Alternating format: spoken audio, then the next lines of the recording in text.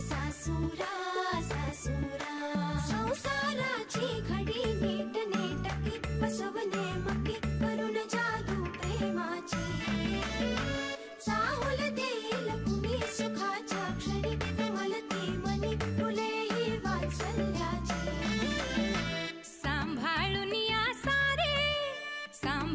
या सारे बंधना त्यांचे थोडी थोडी कसरत तारेवरची लाडकी सून मी ह्या घरची थोडी थोडी कसरत तारेवरची लाडकी सून मी ह्या घरची राणी मी राजाची चाहुल इवल्या स्वप्नांची जणू लेक मी लाडाची जणू लेक लाडाची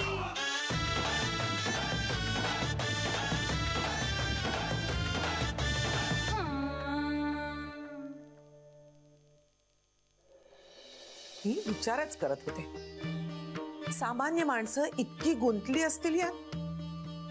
सरळ सरळ कुणाच्या तरी एकाच्या मनातला विचार आहे. विघ्नेश्वर बेकर्स या नावावरून एवढा गोंधळ माजण्याचं काहीच कारण नव्हतं.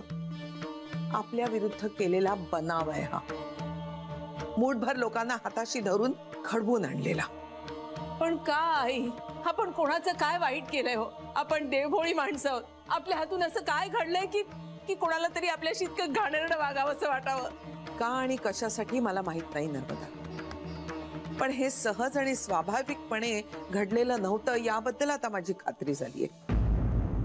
हे घडवून आणलं होतं, पण मग आता ते कुणी हे शोधून काढायचंय. मला परवानगी दे आई. मला माहितीये या सगळ्याचा मोरक्या तो किशोर, त्यालाच वाटतं की एक संस्था उभी केली म्हणजे काही करण्याचा हक्क मिळाला आपल्याला.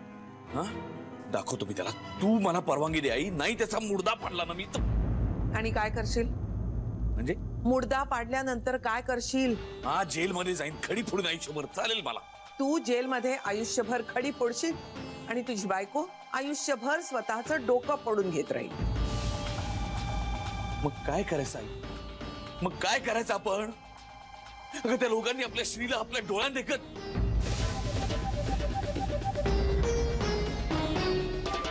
आणि आपण काय करतोय? आपण चर्चा करतोय फक्त. सांत्वन देतो एकमेकांचं, हातावर हात धरून गप्प बसून राहिलोय फक्त. कांता शांत हो. कसा शांत हो आई? कांता, त्रास सगळ्यांनाच होतोय, मलाही होतोय, भयंकर होतोय, पण असं भावनिक होऊन काहीही उपयोग नाही आता. मग काय करायचं? सांग ना तूच.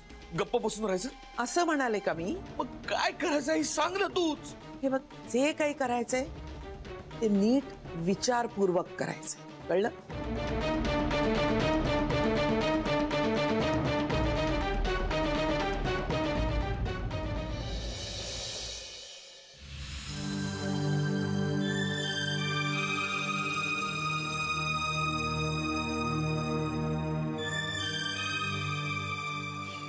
तू कसला विचार करतोयस?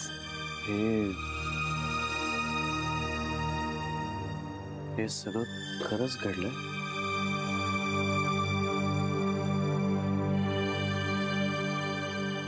सॉरी. घडलंय की मला वाटतंय. आणि आता काय?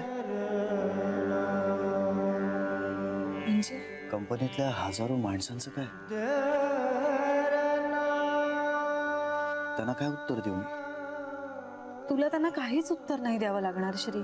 त्यांचं खूप प्रेम आहे तुझ्यावर, विश्वास आहे तुझ्यावर. अजूनही राहील? अर्थात सगळं तसंच्या तसं राहील.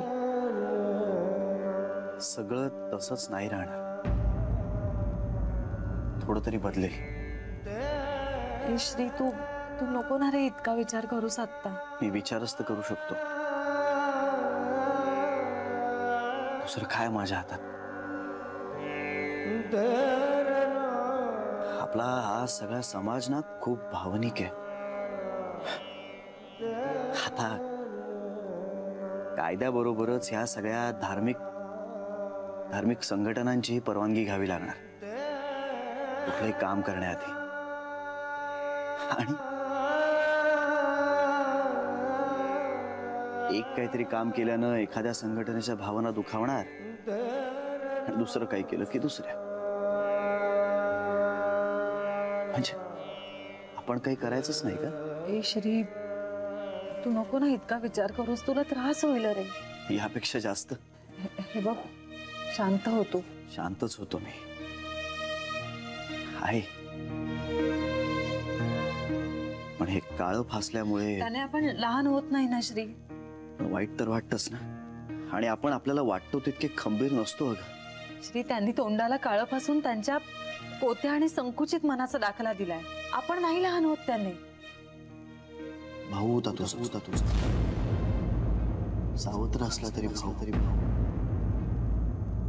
आईची समोर उभं राहण्याची हिंमत तरी कशी झाली त्याची. आणि मी बघत राहिलो नुसता याडासारखा. हातपाय गार पडले होते माझे. काहीच सुचत नव्हतं. डोकं सुन्न झालं होतं. मेंदूपर्यंत सगळ्या गोष्टी क्षणभर उशिरा पोहोचत होत्या. सगळ्याच. माझ्या आईजीला दुखावलेलं मी सहन करणार नाही. ऍटलिस्ट तिची काही चूक नसताना तिच्याकडे कोणी बोट दाखवलेलं मला चालणार नाही. मला नाही आवडणार ते. हे सगळं मला आवडलेलं नाहीये, पटलेलंही नाहीये. त्याचं चुकलंच असं म्हणून हे सगळं निस्तर आहे असं नाही वाटत मला.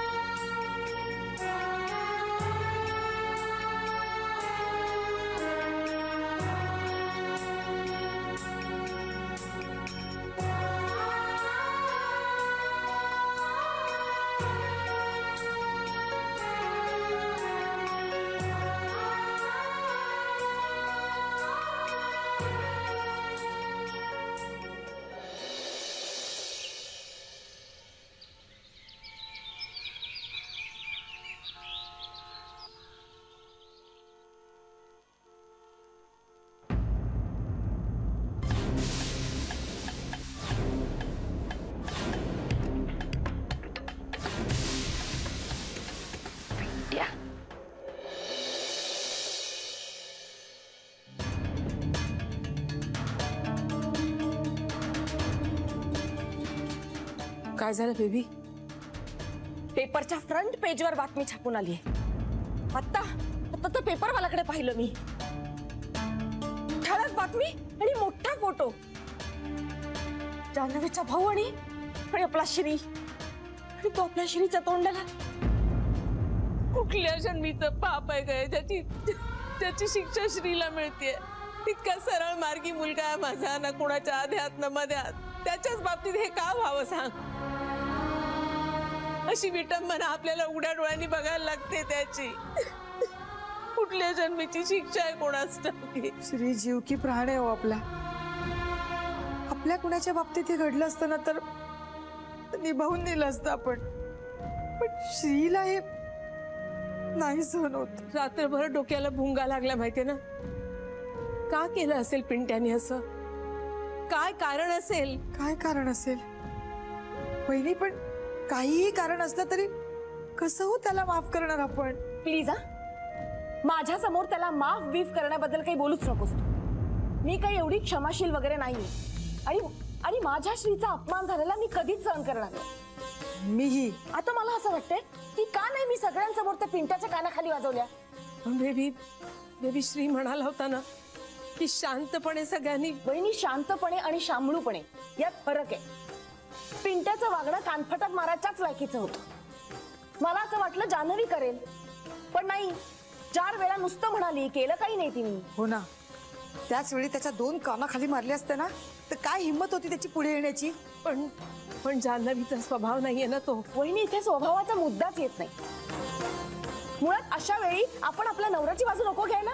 नवऱ्यावर प्रेम आहे असं म्हणते ना, मग गेलं कुठे ते प्रेम? आता का अखेर बसली तिची? आणि समोर भाऊच होता ना, का दुसरं कोणी होतं ज्याच्याशी बोलता आलं नसतं? स्वतःच्या भावाला थांबवता आलं नाही तिला?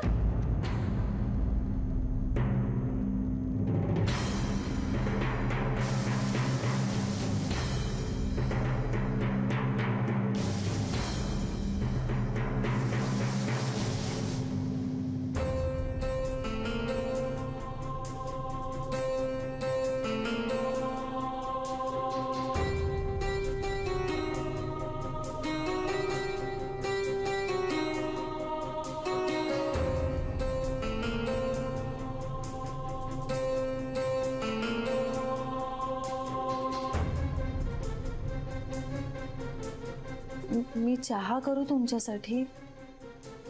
मला नकोय, इच्छाच नाहीये आता.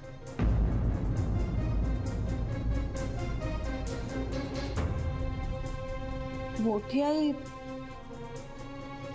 मलाही नकोय.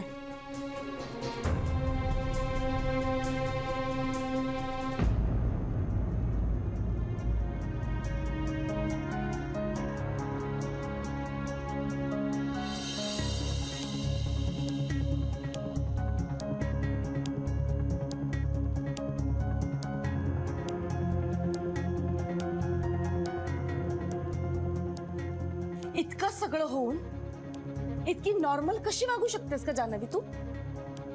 जणू काही घडलंच नाहीये असं बोलतेस तू, आणि वर सरळ उत्तराची अपेक्षा करतेस आमच्याकडनं. सगळं चुकलंय जान्हवी, विचित्र झालंय सगळं. तुझ्या भावानी असं वागायला नको होतं जान्हवी. त्यांनी फक्त श्रीलाच नाही, सगळ्याच नात्यांना काळं फासलं, सगळ्याच.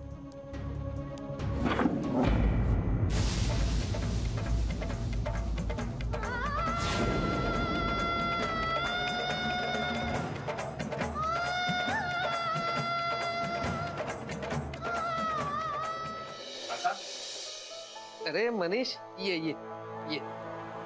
अगं बाई, बस बस बस. हो बस. अरे बस. हो. काय रे, आज घरी कसा काय? कमाल नाही गेलास? नाही नाही.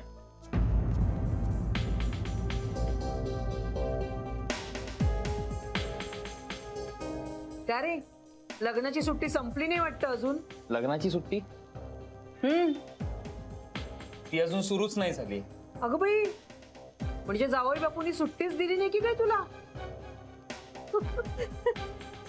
काकू तसं नाहीये. मग श्रीने मला सुट्टी दिली होती, पण आमच्या ऑफिसमध्येच प्रॉब्लेम झालाय.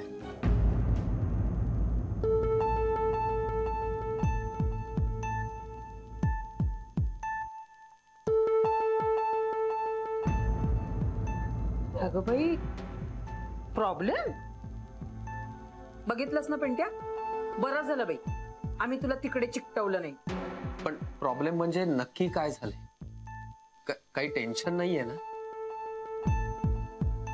पेपरमध्ये आलीये बातमी काका, पेपरमध्ये आलीये. अरे बापरे.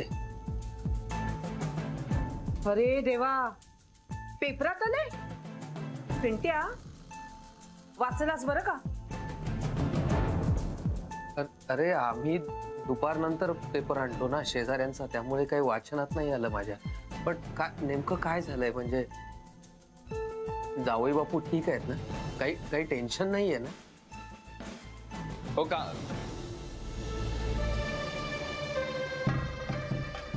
नाही, मला एक्झॅक्टली सांगता येणार नाही काका काय झालंय ते. म्हणजे मी आपल्या जानूलाच फोन लावतो. पेपर मध्ये आले म्हणजे नक्कीच काहीतरी गंभीर असणार. ती स्वतःहून तसं सांगायची नाही. फोन कुठे अहो, उशी खाली असेल बघा, जरा जरा बघ रे तिथे.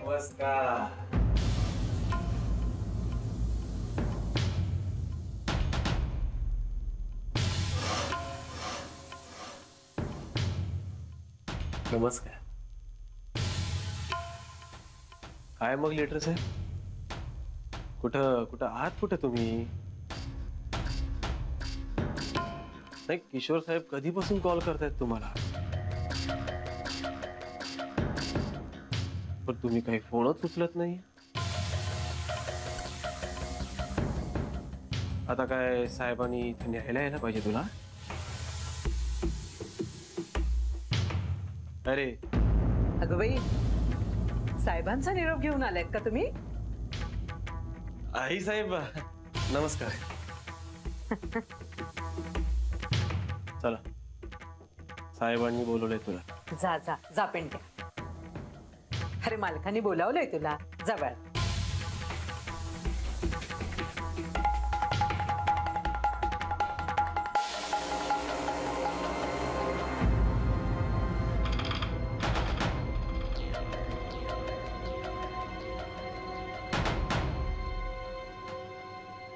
चला चला चला.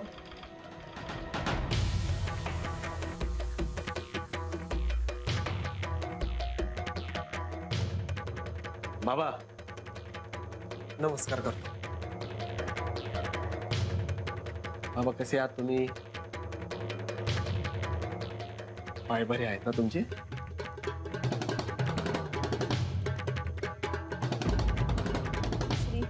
काही बोलतच नाहीये.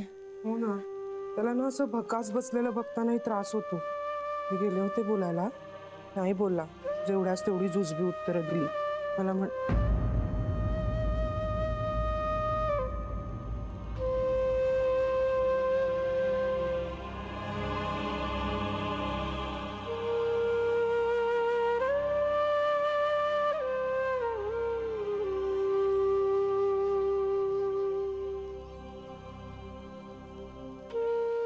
जान्हवी,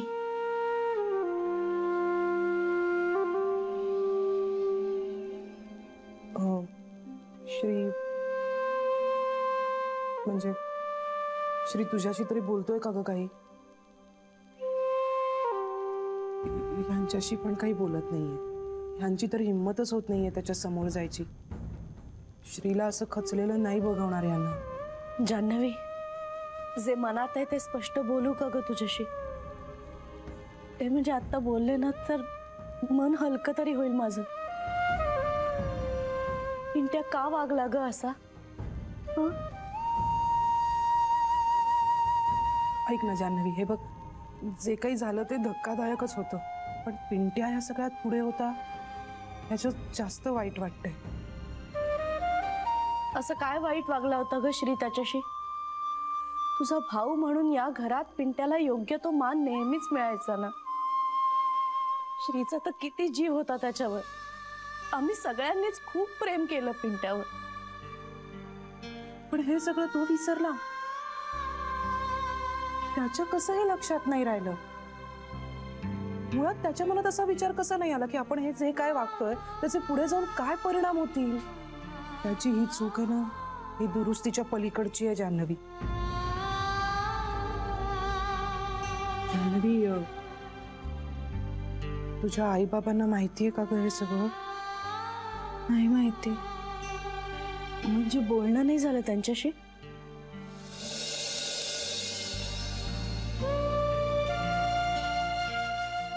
हे बघ, या सगळ्यात तुझा काही दोष नाहीये हे दिसतंय आम्हाला. पण शेवटी तो तुझा भाऊच आहे ना ग. एवढा सख्खा भाऊ आपल्या बहिणीच्या नवऱ्याशी असा कसा वागला हे तर मनात येतच राहणार ना. ताई कुठे ग? अगं नर्मदा वहिनी तर दिसल्याच नाही येत मला मगाचपासून. तरी एकटीच बसून रडत असेल. चल बघूया. हॅलो. हा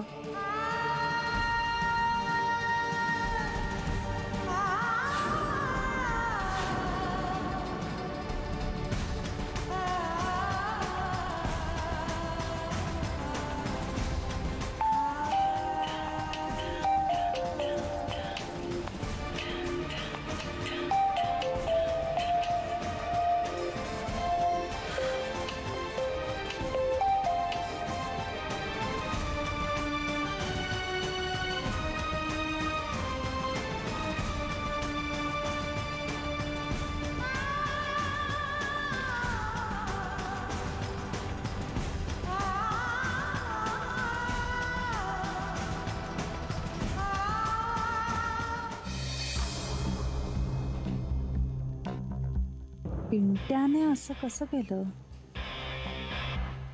असं तो स्वतःच्या डोक्याने करूच शकत नाही. माझं मन सांगतंय मला त्याच्यावर कसला तरी दबाव आल्याशिवाय हे करण्याची त्याची हिंमतच होणार नाही. एवढ्या कुठल्या टोकावर पोचला होता तो की त्याला हे करावं लागलं. आपण काय करतोय ह्याचं भान त्याला नक्कीच होतं, पण हे असं करायचंच असं ठरवून आला होता तो. आणि ह्या ठरवण्यामागे भीतीशिवाय दुसरं काहीच असू शकत नाही. कशाला घाबरला तो? का घाबरला तो? असं काय आहे ज्यामुळे हे करायला तयार झाला? या घराची सून म्हणून, श्रीची बायको म्हणून मला या सगळ्याचा अत्यंत संताप आलाय. पण मला हे निश्चित माहितीये की ह्या सगळ्याचा सूत्रधार पिंट्या नाहीये. त्याला प्यादं बनवण्यात आलं होतं. ते त्याने बनायला नको होतं, पण तो बनला. कारण याचं लॉजिक सापडत नाहीये. आणि ते सापडल्याशिवाय एकूणच ह्या सगळ्या भावना दुखावण्याचं प्रयोजनच कळणार नाही. त्याशिवाय कुठली ऍक्शनही घेता येणार नाही. त्याने माझ्या सासरचा अपमान केलाय, माझ्या घराचा अक्षम्य गुन्हा केलाय त्याने. त्याच्याशी बोलायला हवं, पण कुणालाही मी पिंट्याशी बोललेलं आवडणारच नाहीये. काय करू? तरीही मला बोललंच पाहिजे आणि खोटेपणा न करता बोललं पाहिजे.